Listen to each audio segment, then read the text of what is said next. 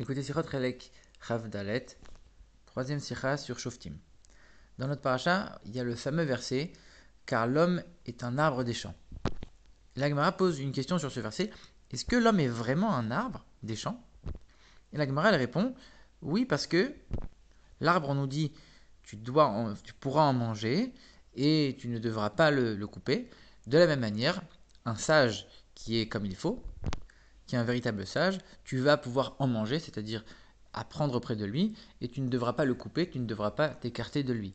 En revanche, les arbres non fruitiers, on nous dit tu pourras le couper, et ça fait allusion à quelqu'un qui n'est pas un véritable sage, et de lui on te dit tu devras t'en écarter.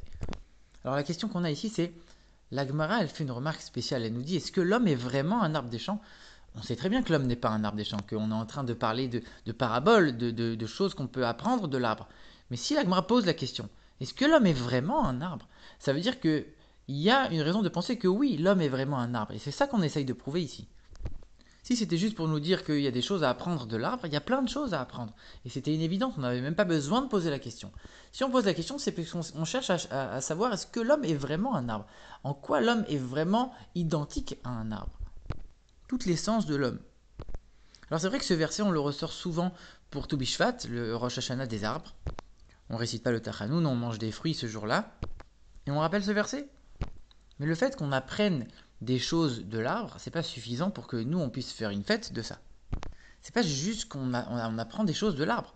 C'est qu'on est vraiment un arbre. L'homme est un arbre. Et c'est pour ça qu'on doit fêter cette fête, ce Rosh Hashanah des arbres. Alors à ce moment-là, on a plusieurs questions.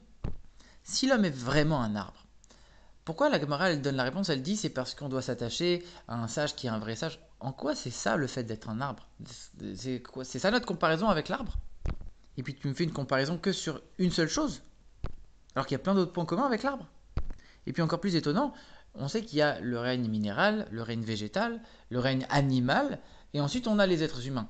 Et toi, tu es en train de me faire une comparaison. C'est quoi la qualité de l'homme? C'est qu'il est comme le règne végétal.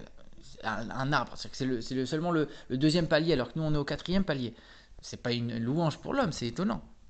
C'est vrai que l'homme il pousse, il y a les ongles, il y a les cheveux, l'homme il grandit, mais l'homme il bouge aussi. Et les végétaux ne bougent pas, c'est que les animaux qui bougent. Donc pourquoi comparer au niveau 2 au lieu du niveau 3 ou du niveau 4? C'est quand même assez limité.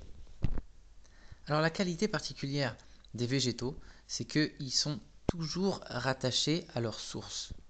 La source qui les a amenés à l'existence, c'est-à-dire la terre, les végétaux ils sortent de la terre, et ils restent tout le temps attachés à la terre. Si on les sépare de la terre, le végétal arrête de pousser.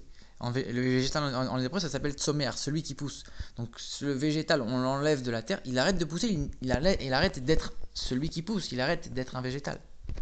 Alors que les animaux, par exemple, ne restent pas tout le temps attachés à leur source. Et même, c'est non seulement la source qui leur a donné la vie, la terre, mais en plus la source qui les alimente, puisque les végétaux se nourrissent grâce à la terre. Donc ils restent en permanence attachés à la source de leur alimentation, ce qui n'est pas le cas des animaux. Alors c'est vrai que les poissons, eux, sont toujours dans l'eau, qui est la source qui leur donne la vie. Et dès qu'ils sortent de l'eau, ils meurent. Alors c'est pas uniquement pour respirer. Parce que les poissons ne respirent pas grâce à l'eau, mais grâce à l'oxygène qui est à l'intérieur de l'eau. Il y a aussi de l'oxygène dans l'air, mais les poissons ne peuvent pas respirer dans l'air. Donc c'est-à-dire que le fait de séparer le poisson de l'eau, c'est suffisant pour le faire mourir. Malgré tout, un poisson, il n'est pas limité par ses mouvements. Il peut aller dans cette eau-là ou dans une autre eau. Il va bouger, il pourra vivre, il n'est pas fixé à un endroit. Alors que l'arbre, lui, il est forcément fixé à un endroit. Mais la qualité de l'arbre par rapport au poisson, c'est que justement le poisson, lui, il est dans sa source de vie, il est dans l'eau. L'arbre, il n'est pas dans la terre, il est en dehors de la terre. Et malgré le fait qu'il soit même des fois plusieurs mètres en dehors de la terre, il peut continuer à pousser, à la condition qu'il soit toujours rattaché à la terre, bien sûr. Et même l'arbre lui-même par rapport aux autres végétaux a un avantage, puisque les autres végétaux ne peuvent pas exister trop longtemps, et à un moment ils finissent par se décomposer, par mourir, alors que l'arbre, il continue d'année en année à pousser, à se développer, à donner des fruits encore et encore. C'est pas qu'à un moment l'arbre, ça y est, il a fait son temps, il va tomber, ça n'existe pas. Donc ça montre le lien très fort avec la source de la vie, la source de sa vie qui est la terre. Et maintenant, il faut bien comprendre que, comme on le dit tout le temps, l'homme est un petit monde, est un monde miniature. Et tout ce qui existe dans le monde existe dans l'homme. Ça veut dire que de la même manière que dans le monde, il y a 4 règnes. le règne minéral, végétal, animal et le règne de l'humain, de la même manière, à l'intérieur de l'homme, il y a un équivalent spirituel du minéral, du végétal, de l'animal et de celui qui parle, l'être humain. Et si on prend les végétaux, l'arbre, ça correspond aux midot, c'est-à-dire les attributs émotionnels. On voit que les émotions peuvent passer de petites à grandes. Elles peuvent pousser, entre guillemets, comme les arbres qui poussent. Alors que l'intellect, par exemple, ça représente le règne animal. Un animal, on l'a dit, il peut bouger d'un endroit à l'autre. Alors, c'est exactement la même chose avec l'intellect. L'intellect, il peut aller d'un endroit à un autre. Il peut réfléchir à une idée, après à une autre idée, après même quelque chose qui est son contraire. La nature de l'intellect, c'est pas de comprendre les choses et de les tourner comme moi j'ai envie de les voir. C'est quelqu'un qui veut comprendre les choses telles qu'elles sont vraiment. Son intellect va lui permettre de comprendre, même s'il n'est pas d'accord avec une chose. C'est-à-dire que l'intellect se balade même dans les choses avec lesquelles il est en opposition. Il n'est pas limité à un endroit. L'intellect, il peut se balader. C'est comme l'animal qui peut bouger. Alors que de manière générale, les attributs émotionnels ne changent pas. L'attribut de chesed, par exemple, de la générosité, ne peut pas se transformer en attribut de rigueur.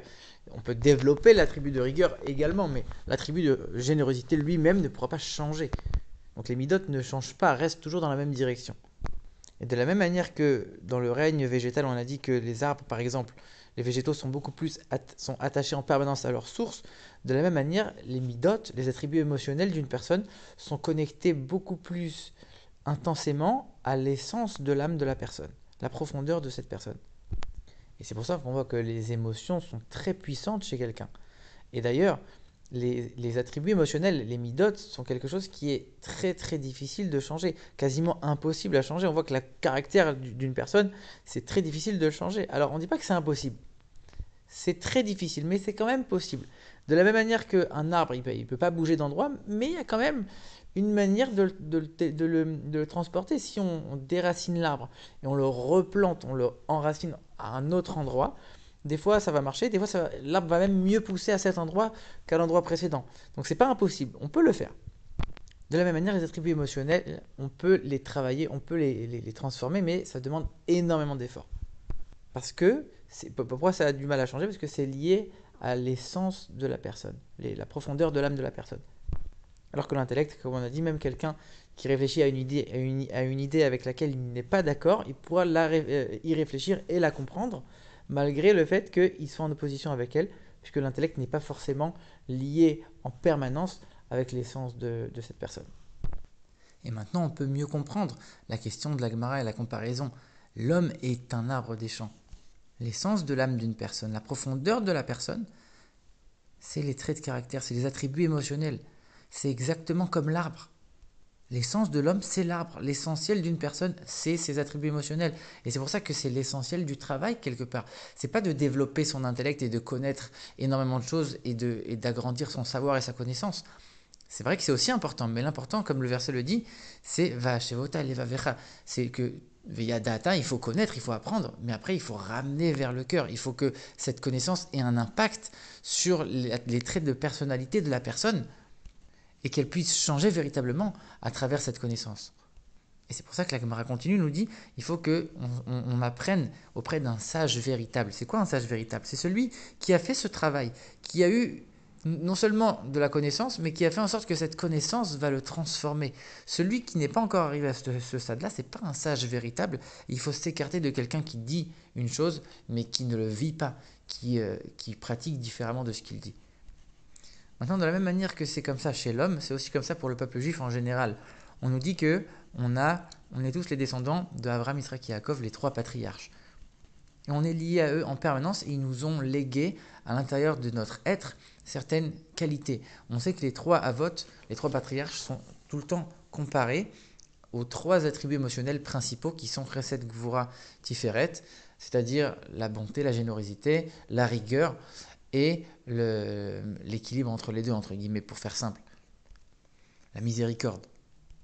Et on voit qu'on nous dit que c'est ces attributs qu'ils nous ont légués quelque part. Ça veut dire que comme c'est des choses qui sont, c'est des attributs qui sont ancrés profondément à l'intérieur de l'essence de la personne, qui sont connectés directement à l'essence de l'âme, alors quand un père à un enfant, il va lui léguer son essence. Il ne va pas lui léguer son intellect, ce qu'il a appris, les connaissances qu'il a eues. Par contre, la personnalité qu'il a développée, qu'il a travaillée, c'est ça qu'il va transmettre à ses enfants. C'est ça que les Havot nous ont légué. Parce qu'ils nous ont transmis une partie de leur essence. Donc, du coup, forcément, une partie de leurs attributs émotionnels, de leurs traits de caractère. Maintenant, l'enseignement que nous pouvons tirer de tout ça, il est le suivant. La source de la vie d'un juif, c'est la Torah. Et la Torah elle-même a fixé que les juifs qui allaient étudier la Torah en permanence allaient être une petite minorité du peuple. La majorité du peuple doit travailler, doit sortir dans le monde et faire de ce monde-là une demeure pour Dieu. Mais il faut se rappeler que même quand on est dans le monde en train de travailler, en train de raffiner le matériel, on doit toujours rester connecté à notre source qui est la Torah. Et ceux qui ont eu la chance d'étudier à un certain moment de leur vie, ils doivent sans cesse se rappeler cette période-là, mais non seulement s'en rappeler, mais rester connectés encore aujourd'hui à cette période-là, au point que c'est ça leur vitalité. Ils doivent ressentir en permanence ce lien constant avec la Torah, même au moment où ils sont en train de travailler et où ils sont dans le monde. Et même pour ceux qui étudient la Torah tout le temps, ils doivent se rappeler que l'essentiel n'est pas d'étudier, mais de faire revenir vers le cœur, que cette étude puisse amener une transformation, un raffinement des traits de caractère et de la personnalité. Et c'est comme ça qu'on pourra rester en permanence connecté, lié avec la source qui est la Torah et les mitzvot.